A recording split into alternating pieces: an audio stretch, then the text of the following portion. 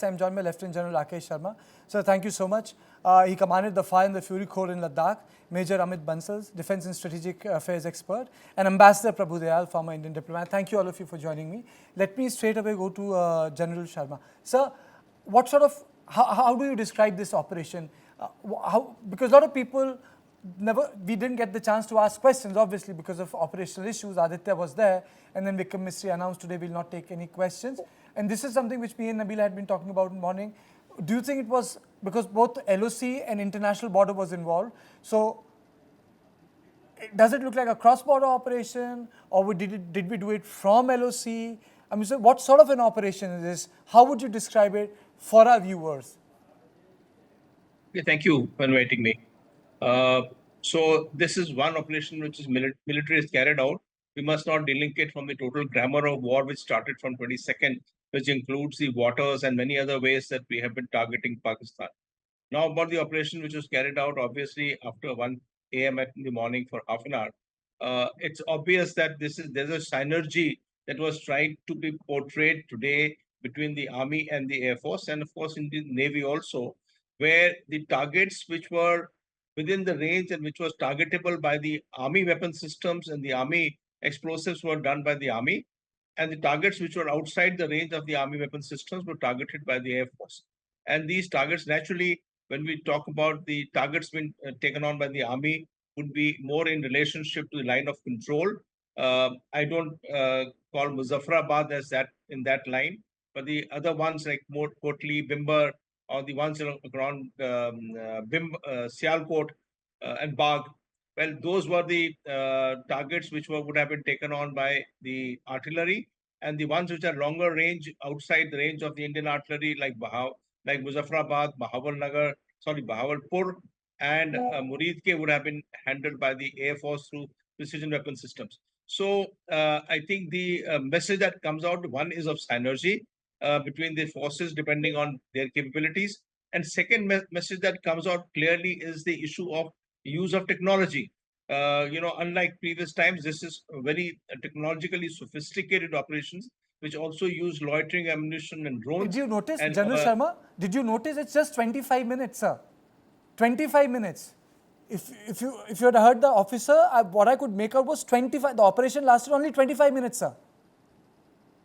So 25 minutes is one hell of a time in war. You can do devastating damage across in 25 minutes.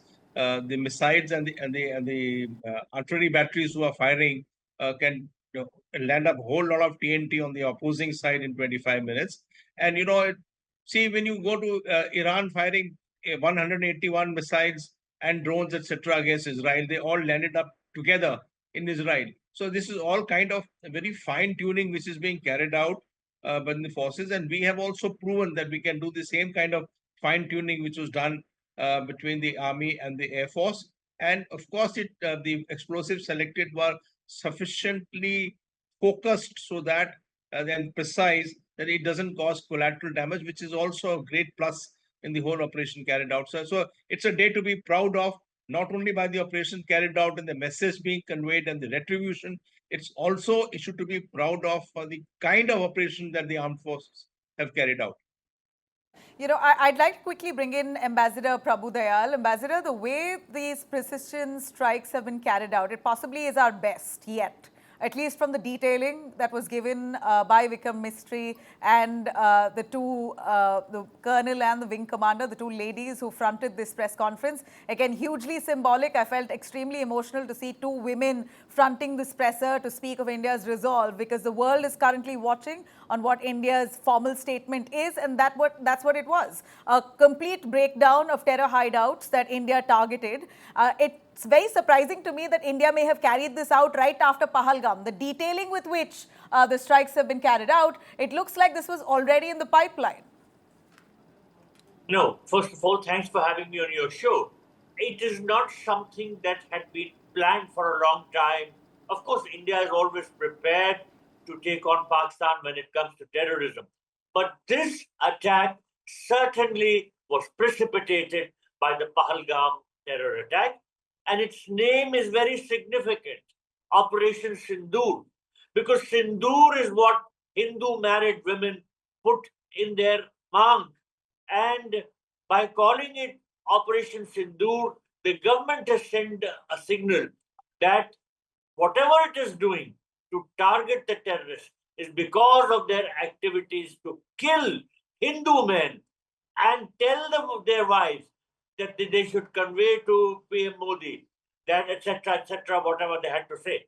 The point is, right from the naming of this operation to the manner in which it was carried out, to the targets, it was an operation meant in the context of the terror attack in Pahalgam. Now, India has sent across several messages. Firstly, a message to Pakistan that it will have zero tolerance for terror.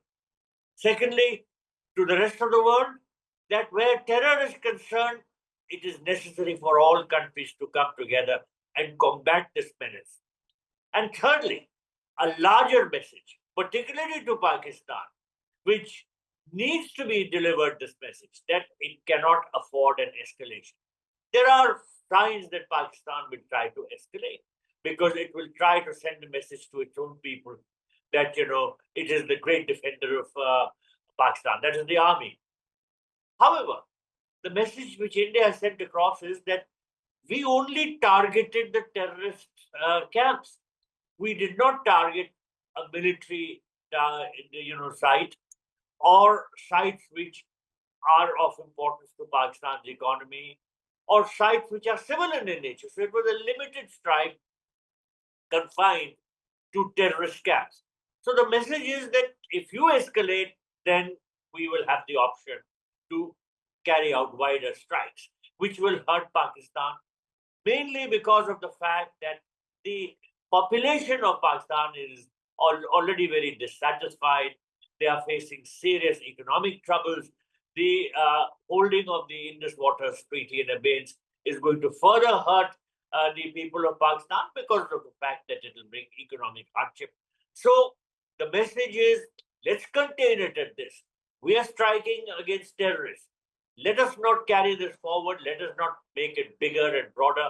If you do it, we have the option to do it, and we are very well prepared. Major Bansal, your opening comments. What do you make of the press briefing? I know not much came out of it. The visual evidence was given. You must have gone through the briefing. Your opening comments, sir? See, the entire operation was carried out with utmost precision. The target was selected well in advance, and it was very, very well planned, very, very well executed. With the while the Indian platforms are well within the Indian territory, so I would say that it has been a very well planned operation, and a message has been conveyed to Pakistan. More than a strike, it is the message is conveyed to Pakistan that enough is enough, and we are capable of striking you deep in your territory. Not only surgical strike, not only areas along the line of control, we are able to strike you in your mainland. We are able to strike you deep as 100 kilometers inside. And we are going to strike precise at the heart of the terror. So if you react, of course, it will escalate further.